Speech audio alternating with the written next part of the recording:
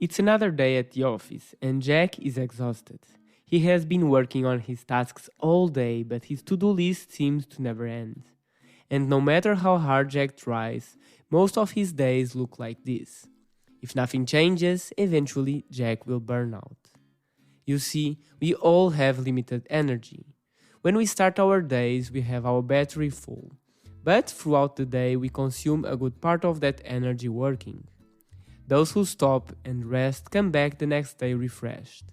But those like Jack, who stay late and continue working without a break, have their energy depleted. In the next morning, instead of starting fresh, they experience a decline in their energy levels. Many of us are in this situation. After a while, we start feeling tired, demotivated, and eventually we end up procrastinating. The problem is not that we are lazy. The problem is that we have too much on our plate. Which begs the question, are all tasks equally important? Could some be done today while others be postponed or even discarded? Everything we do in our jobs creates some sort of value. It can be value to our customers, it can be value to our colleagues, or it can even be value to us. But not everything creates the same value. Sending a customer's order is a high-value task, because if we don't send, we can lose a customer. While attending a meeting where we don't participate and we don't even learn anything new can be a waste of our time, and as such, it is a low-value task. So, what should we do? We should use the Cut 80% rule. This rule is derived from the famous Pareto principle and says that 20% of our tasks are responsible for 80% of the value that our work creates, while the other 80% of our tasks is only accountable for 20% of value, meaning that we should focus on the top percent tasks and cut the other 80%. Of course, this is an exaggeration, because not all jobs are the same and it is context dependent. However, the principle stays true to most of us. Not all tasks create the same value, so we should identify the most important ones and do them first. Jack decided to try out. He first separated his work into 3 piles. First, the tasks that will create real value, then the tasks that were expected to be done regardless of their value, and finally the ones he considered not relevant.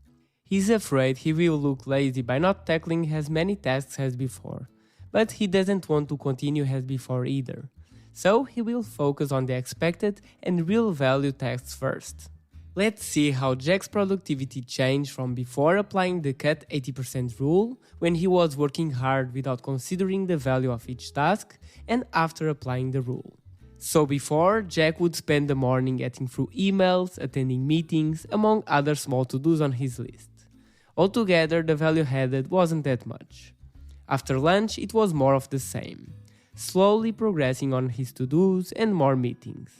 By the end of the day, Jack had to push and finalize some of his tasks, but although it was late and he was tired, his day wasn't that productive. But now, by applying the Cut 80% rule, Jack is not anymore attending the non-useful meetings, he has answered only the relevant emails and has focused on the valuable tasks. By the end of his morning, he had already created almost so much value as a typical day before.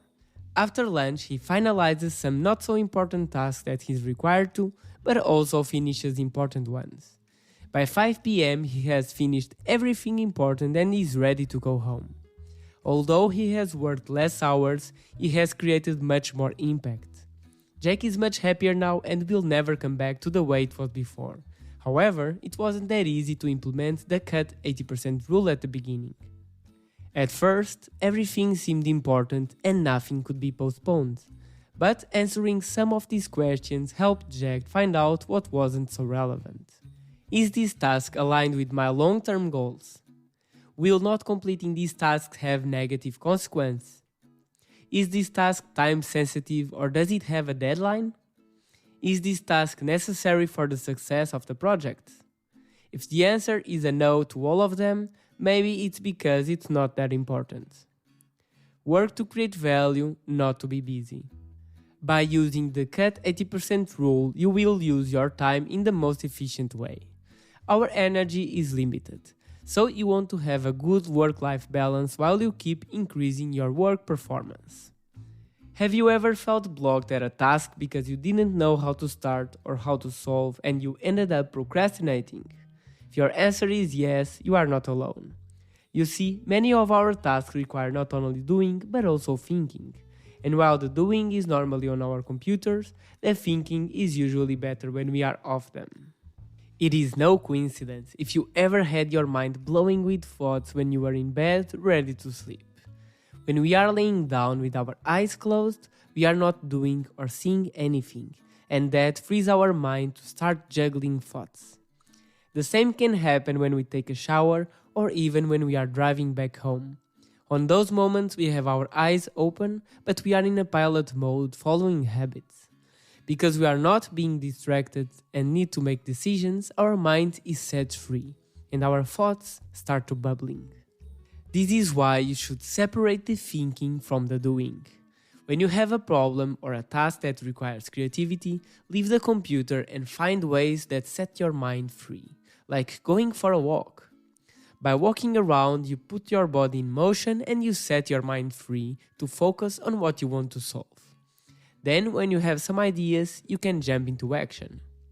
A good strategy is to take notes on your smartphone along the way so you don't forget anything. Sometimes I also record audio clips for myself so I don't have to write everything down. You will be amazed with how quickly good ideas appear when you are in the right place. If you like these tips, you will enjoy this next one as well. The video is old, but the advice is great. If you also want to improve your finance, you can't miss the 6 main lessons from Rich Dad Poor Dad, my favorite book about money. This video took a lot of effort to make, so if you enjoyed, consider leaving a like and subscribe. Thank you for watching, see you on the next video.